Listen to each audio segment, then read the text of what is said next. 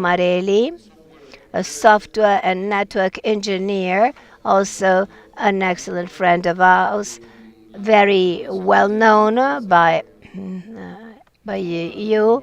Nico is going to speak of MANRS development process, technical governance for routing security. I don't know whether Nico is there online.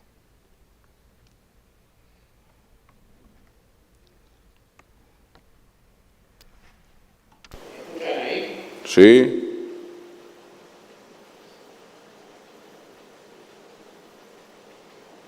Te escuchamos, Nico, ¿eh? Perfecto. Bueno, muy buenas a todos y todas. Soy miembro del Steering Committee de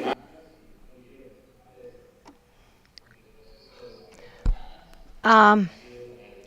The process of MANRS is known as PDP, and this process defines the global unity, and so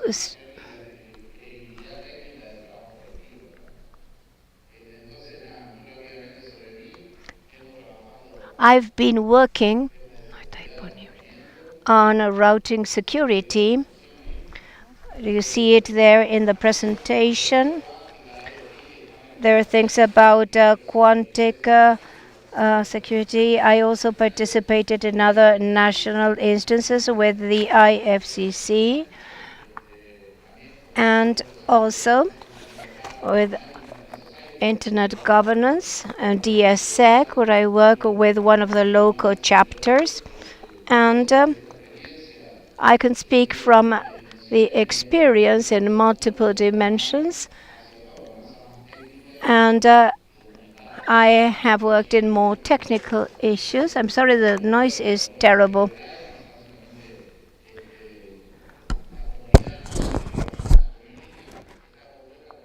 Basically, the managed community includes people of organizations.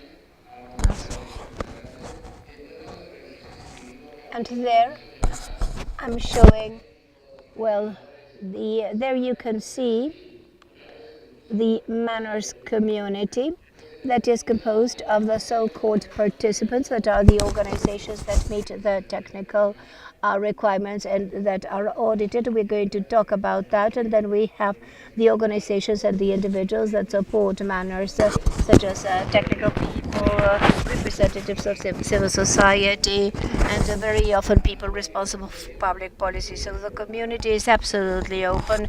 Everybody can subscribe in the MANRS mailing list, and you can be included in either in-person or virtual meetings.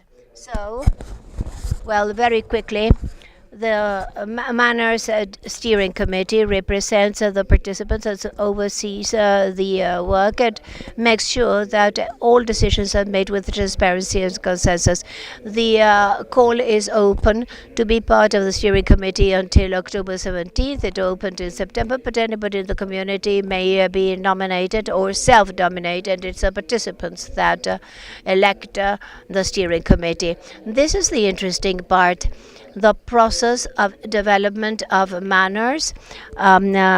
It does not require any in-person meetings. It works as a consensus. You have here the Hamming, and it is done to ensure transparency and security. So you are given all of the papers, and this was presented early this year and by the steering committee. And when this call for comments was sent for the MDP in early 2025, this flow is used as a reference for all the changes in the documents within the community. The process, any member of the community, either a network operator or researcher, may submit suggestions to improve MANRS. This must be done in a standardized template explaining why you wanted to change something in the problem you want to solve, and then the announcement and the public call where you formally It is published for the global community, and you open time for comments. And this is a collaborative time where to ensure governance, and it's a public debate. Then we have the development, where sometimes you have specific working groups such as RPKI or route validation or anti-spoofing. So the goal is to reflect the text for the consensus, and then the official MANRS representatives are the ones that say the word, and they are approved, showing sound evidence. And if there are no critical reasons against it, then the document is approved. I'm trying to be fast because this is long. So then you close the cycle and a new cycle starts. We approve the MANRS document, the community is told about it, and we can start measuring. So quoting Tony again, the idea is to give MANRS a live and stable process similar to IETF and LACNIC with more stable references. So there are some mechanisms for participating. Here, the operators, the researchers, or the members of the technical community can submit proposals and comments.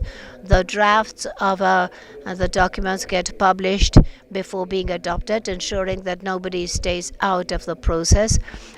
And we promote the participation of researchers and a community repository. We also strengthen links between the LAC operators and the steering committee to validate these and to adapt these good global practices. Erika on day one, when she talked about ISP, and yesterday for the actions with the IXPs.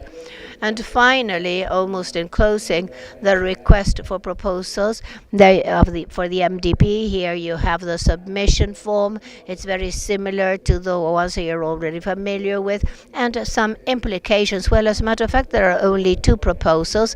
One was the MDP when it was approved, and the second is the new Charter of MANRS with the new defining the responsibilities. The implications for the different players: greater global trust in the traffic originated in a region. That's what we care of if you implement MANRS, and a drive for continuous improvement in security of routing in the ISPs and IXPs and universities, and also the possibility of visibilizing the regional challenges, the VPN, multi-hold, SDN, etc. So this gives you the possibility of making visible all of these challenges at a global region, so to make it more resilient, and integrating the good regional practices to the international consensus.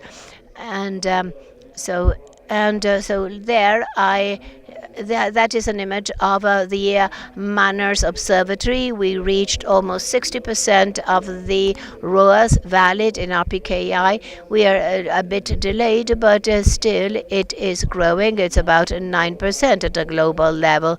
So not only do we have the ROAS prepared, but also we validate them in our networks. So with that, I leave it open for questions, and I invite you to participate in the MDP actively. You see that there were only two proposals. One was MDP, and the other the participation of.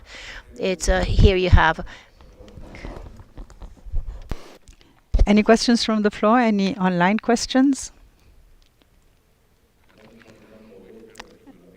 Ariel Weher and Martinez are looking at each other. Aha, that was something different. So thank you very much, Nicolas.